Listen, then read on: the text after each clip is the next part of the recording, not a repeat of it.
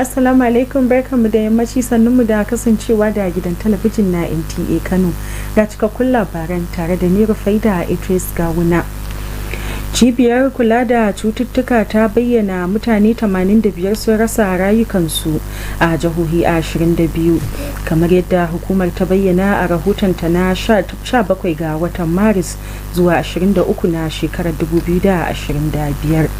Jihohin da abin ya shafa ya hada da jihar Yobe da Jigawa da Bauchi da Zamfara.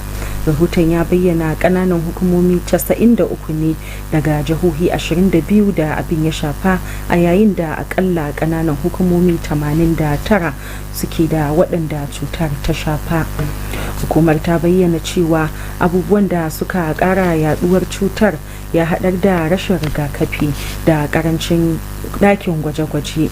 Yayin da yake tattaunawa da manema labarai, daraktan hukumar ta NCDC Dr. Jide Idris ya bayyana cewar tun daga watan Oktoban shekarar 2023 ƙididdiga ta nuna cewa kimanin mutane 1,625 ne suka kamu da cutar, inda suke kokarin sun dakatar da yaduwar cututtukan. Dr. Idris ya yi kira ga 'yan Najeriya da su bi matakan kariya da gaggauta zuwa asibiti a duk sanda aka ji alamar zazzabi, ciwon kai ko hararwa ko yikewar wuya.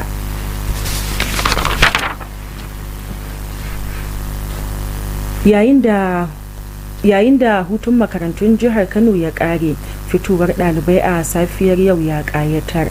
Amina Mahe ta rawaito cewa ɗalibai 40 ne na makarantar Giginyu aka zaɓa a matsayin waɗanda suka samu lambar yabo.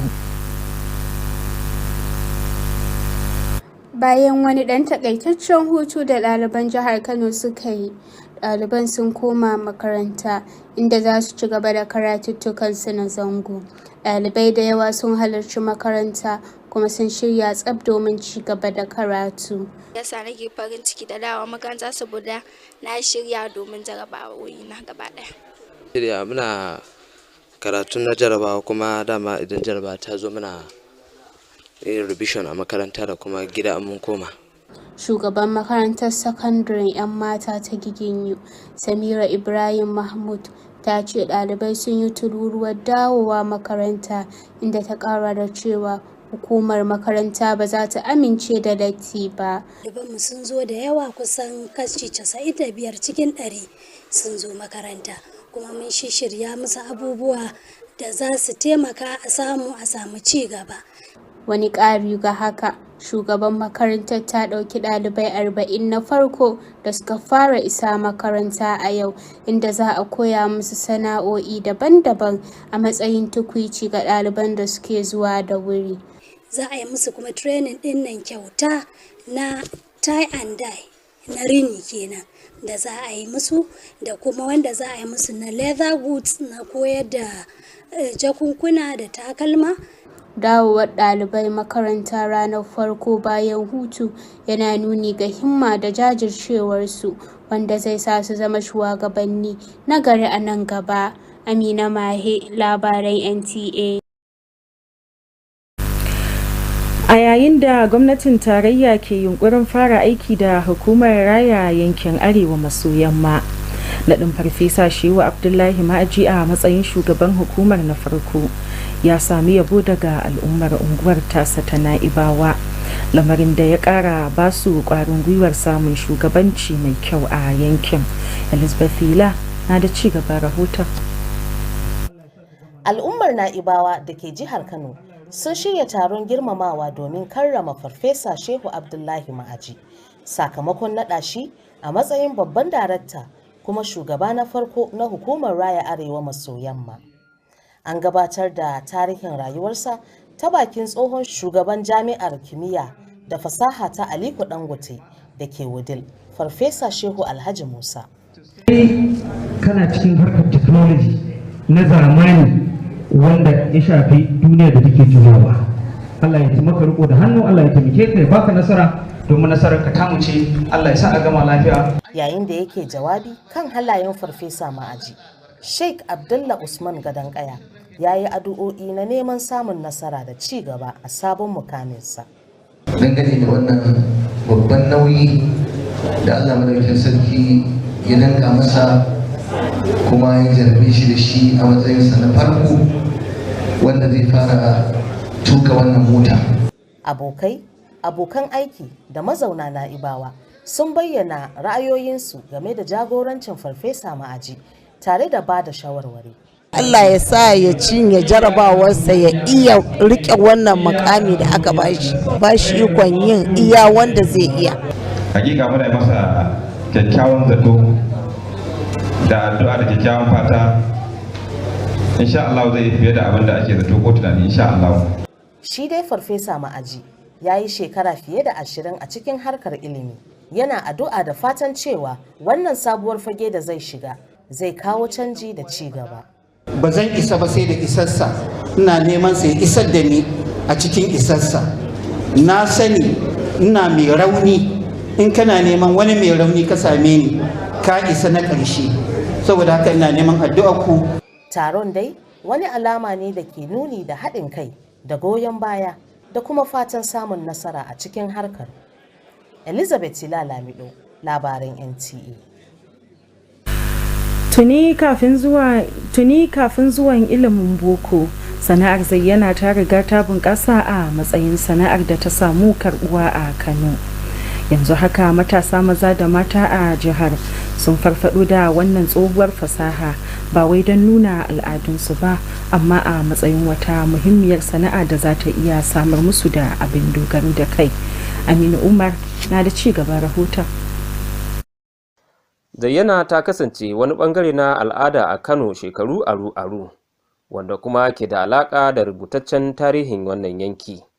Ta samo asali ne daga makarantun Alƙur'ani, inda ƙwararrun marubuta kan yi amfani da tsarin fasahar don ƙawata littafi mai tsarki. Ana nan, zayyana ta rikide zuwa hanyar ƙawata allo da ake gabatarwa a matsayin shaida bayan saukar karatun Alƙur'ani.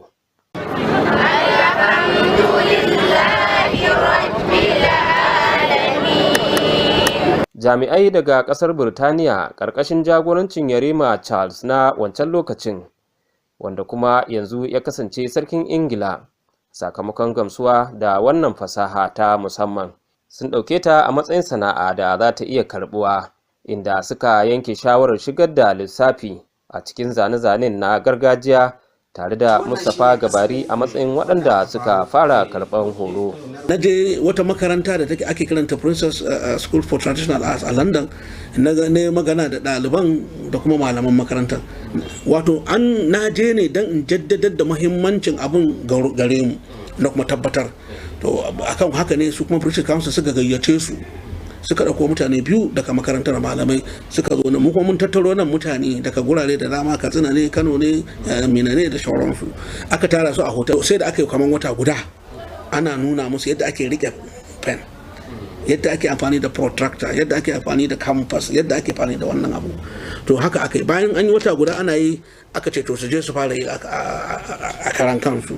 Daga cikin waɗanda suka yi nasarar gano wannan fasaha ta zane-zane akwai Asiya Adamu Abdullahi, wadda ta kammala digirinta na farko a fannin tsirrai. Ta kasance mai sha'awar wannan tsohuwar fasahar, inda ta fahimci muhimmancinta ba kawai a matsayin kadara ta al'ada ba, amma a matsayin fasaha mai muhimmanci ga tattalin arziki. Kamar yanzu calligraphy din shi ma mazaunin shi daban, haka kuma shi ma botany din da nayi shi ma mazaunin sa daban, saboda shi botany din is all about plants, shi kuma wannan kuma akan rubuce-rubuce, duk dai abu dai da ya danganci amfani da hannu, duka kusan abu duk ɗaya ne dai. Saboda shi kaga ba sai ka fita ba, in za ka iya yi ka zauna ka tsara, yanzu kaga yanzu duniyar social media ce, za ka iya yi ka yi posting a Insta, Twitter, TikTok, duka da Facebook, kai advertising ɗin kanka. So mutum in ya ga yana so zai iya zuwa ya irin ya maka magana ta nan, so sai ka kawo mai. Sakamakon fahimtar wannan fasaha, Asiya da sauran ire-irenta sun karbi wannan sabuwar rayuwa da ke da alaka da al'adun Kano. Abinda ya kasance fasaha a da aka keɓe ga malamai, yanzu ta kasance hanyar ƙarfafawa ga mata tare da samar da sabbin damammaki a kasuwannin gida da na duniya. Yanzu kuma sai hutun takaitaccen lokaci, idan mun dawo labaran namu zai dora.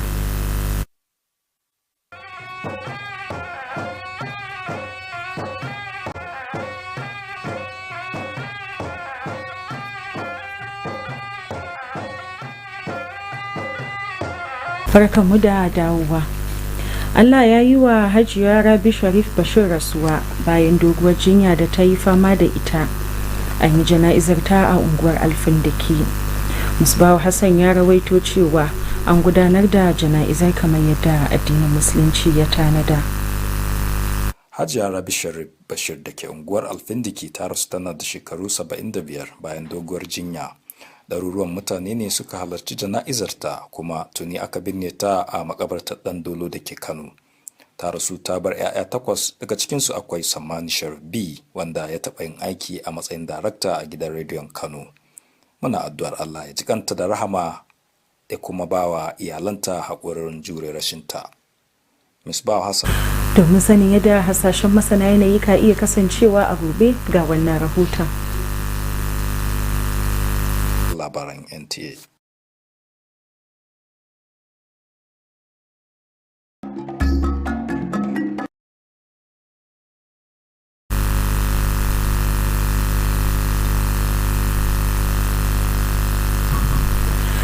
Duka anan muka kawo ƙarshen labaran namu na yau, sai dai mu yi kafin mu sallama takaitacce shawarar masana ta yau na cewa don kare kai daga kamuwa da cutar sankarau, kasance mai yin rigakafi, kula da tsafta musamman yawan wanke hannu da gujewa shiga cunkoson marasa lafiya. Duka anan nake cewa salam.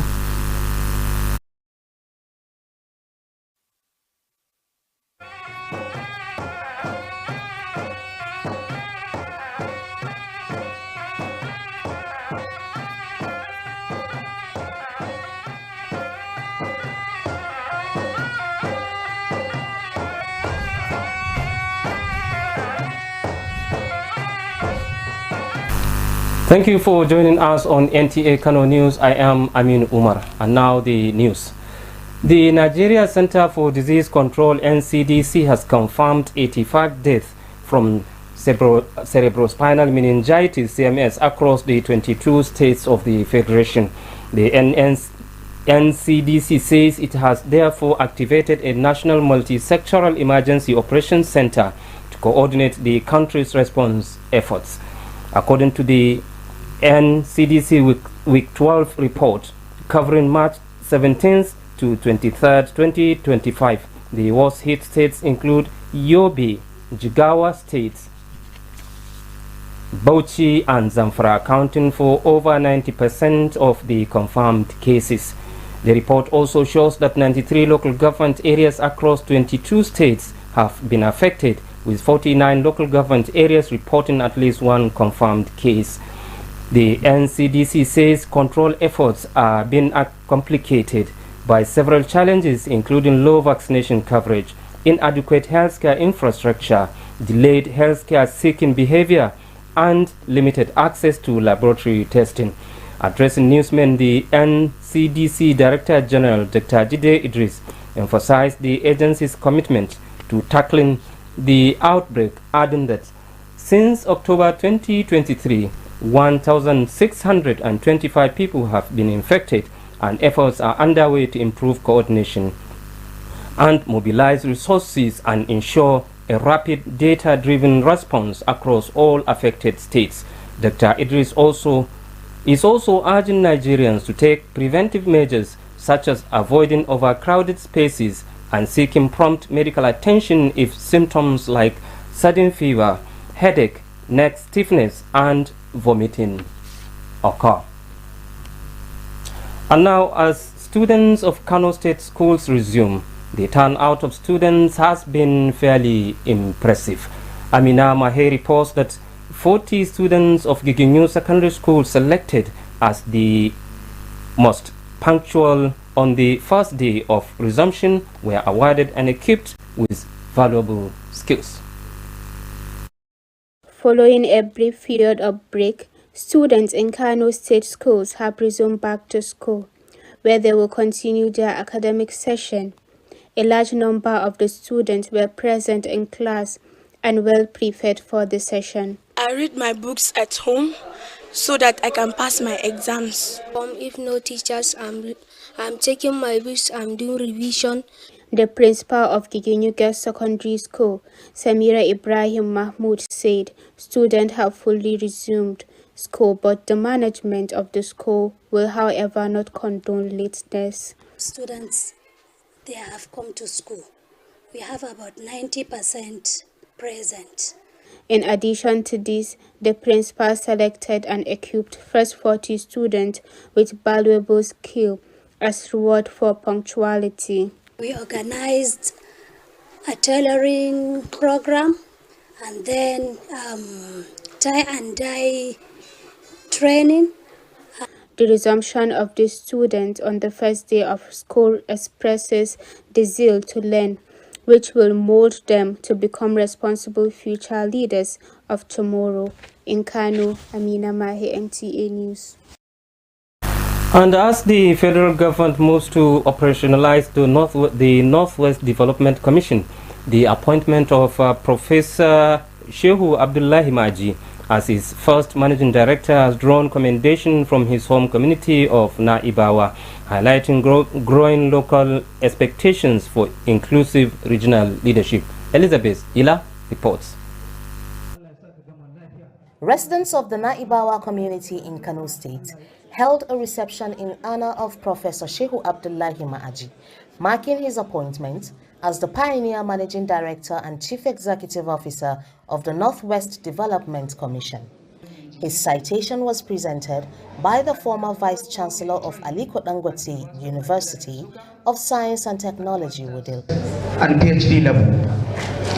He was employed by Federal University of Technology, Mina, where he has served for 25 years.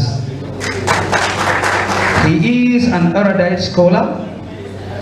He has published widely in the area of technology education. Islamic scholar Sheikh Abdullah Usman Gadankaya spoke on the character of Professor Ma'aji and offered prayers for guidance as he begins his new role. Friends, colleagues, and residents of Naibawa shared reflections on Professor Ma'aji's leadership and offered words of advice. Professor Shehu Abdullahi Ma'aji has been an integral part of our fabric.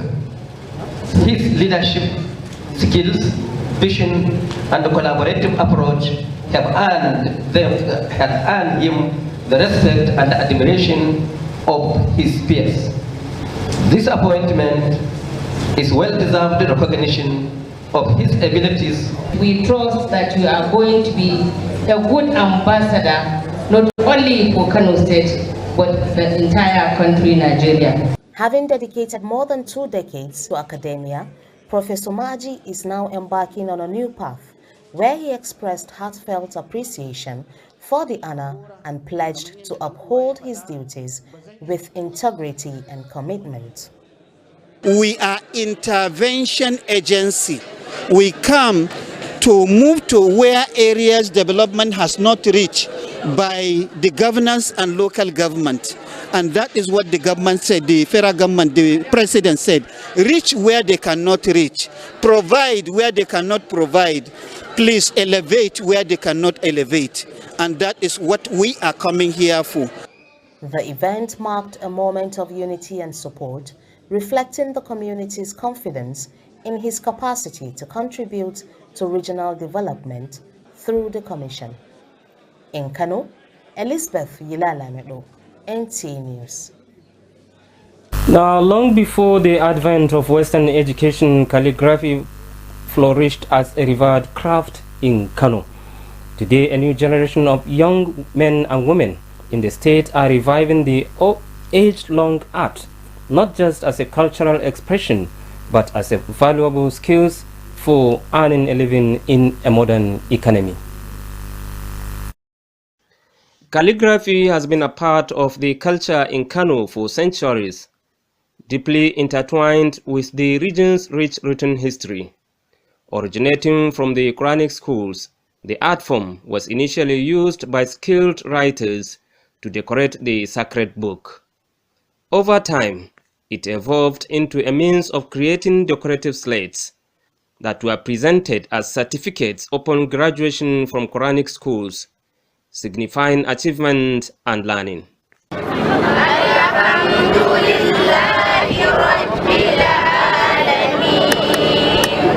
British officials led by the then Prince Charles are now King of England. In recognition of this unique art, considered it as a craft with global potential and decided to infuse geometry into the traditional calligraphy, with Mustafa Gabari among the first trainees.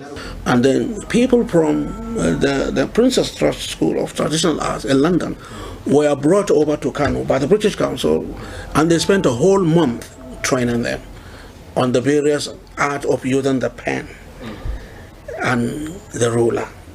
In other words, geometric design. Among those discovering the power of calligraphy is Asia Adamu Abdullahi, a graduate in botany. She found herself drawn to this ancient art form, recognizing its potential not just as a cultural asset, but as a valuable skill for personal and economic growth. Calligraphy is something that has to do with your brains. Since married women are always at home, so this is a very simple idea for them. Calligraphy is a big opportunity for women staying at home, so they do not have to go out. They can draw it and advertise it, put it in social media. I want to be self-sufficient and independent, and also to help the youth in order for them to be well-dependent, confident, and self-sufficient. With this new passion, Asia and others like her are breathing new life into Kano's calligraphy traditions.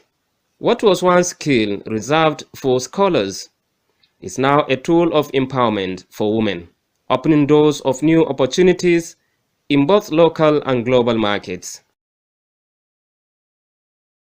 You're watching the news on NTA Kano. There will be more reports after this time out.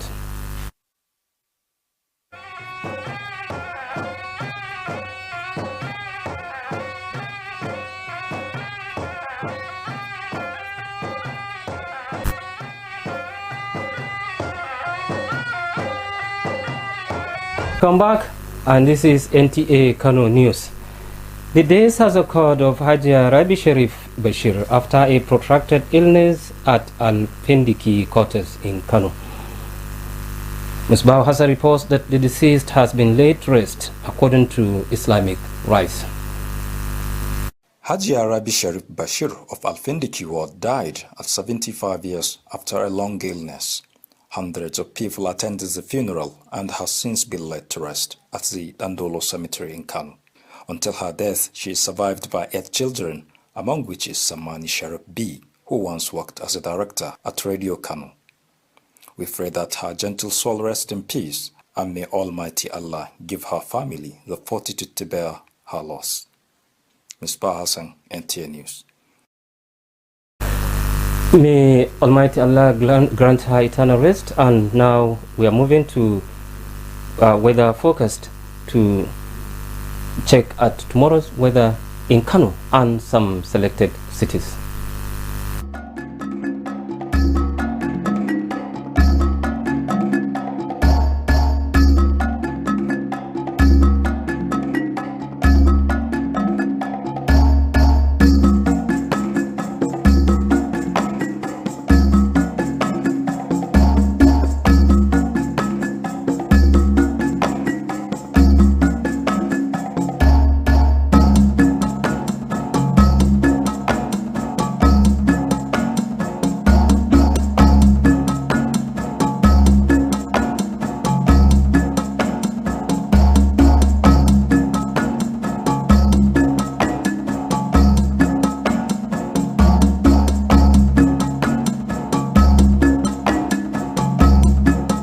This concludes today's news, but before we go, here is our message which says to protect yourself from meningitis, prioritize vaccination.